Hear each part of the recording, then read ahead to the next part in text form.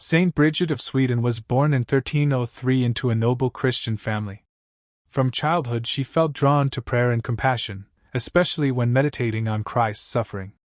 Yet her path to holiness did not begin in a convent, it began in ordinary life. She married a nobleman named Ulf, and together they raised 8 children. Bridget cared for the poor, advised leaders, and tried to live faithfully in the middle of daily responsibilities. Bridget did not set out to correct popes and kings. She was a wife, mother, and widow first. Her authority came reluctantly out of prayer. In her revelations, Christ repeatedly told her that silence would become disobedience if she withheld what she had been shown. She was instructed to write clearly and send messages, not in her own name, but as warnings and exhortations. Her messages to kings and nobles were direct but moral, not political. She warned them that authority exists to serve, not enrich oneself. Injustice toward the poor cries out to God. Pride in power leads to blindness. Rulers would be judged more strictly, not less. As the years passed, her love for God deepened. She experienced moments in prayer where she felt Christ inviting her to trust Him more fully and to call others back to humility. During a time of deep prayer, Saint Bridget experienced a vision of Christ speaking to her interiorly. She did not see dramatic movement or terror. What struck her most was His stillness. Christ appeared wounded yet calm. His suffering was real, but it was not frantic or resentful.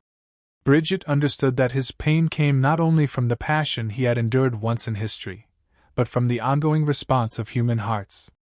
Jesus spoke to her with sadness mixed with tenderness.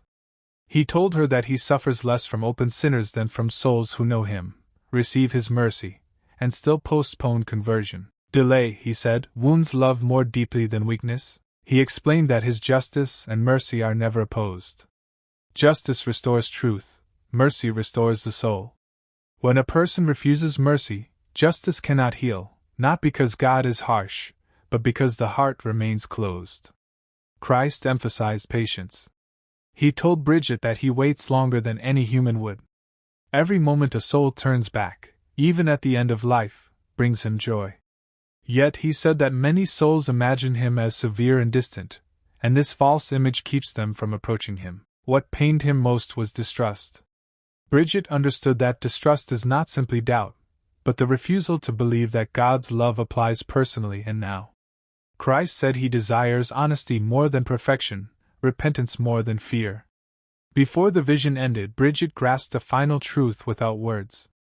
Christ does not chase souls with force.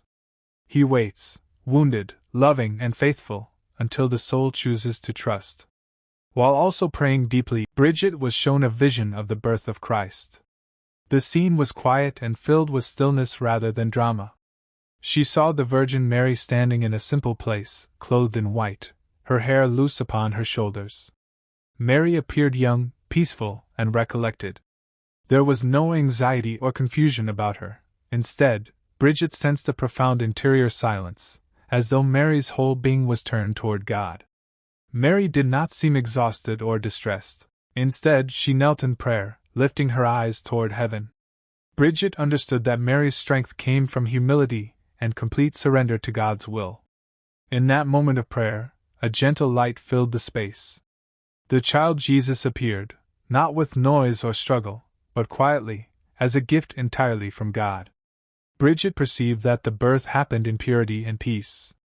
Mary immediately knelt in adoration before her Son, not focusing on herself, but on Him. Mary then spoke to Bridget interiorly. She explained that her greatness was not in honor or privilege, but in obedience and trust. She said she never considered herself worthy, but trembled with reverence before God's work in her. Mary also revealed that many people misunderstand humility.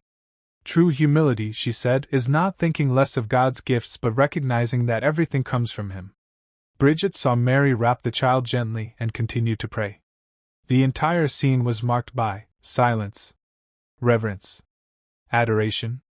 There was no rush, only the sense that heaven had touched earth quietly. After her husband's death, Bridget felt a stronger call to dedicate her life completely to God.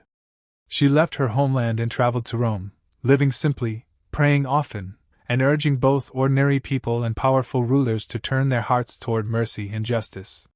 What made Bridget remarkable was not only her visions, but her courage. She spoke honestly to kings and church leaders, reminding them that authority must be guided by humility. Her reflections on Christ's passion and Mary's quiet trust shaped many later devotions in the Church. Bridget died in 1373 after a life marked by family love, suffering, pilgrimage, and unwavering faith. She is remembered as a saint who showed that holiness grows not only in monasteries, but in marriage, responsibility, and the patient search for God in every season of life.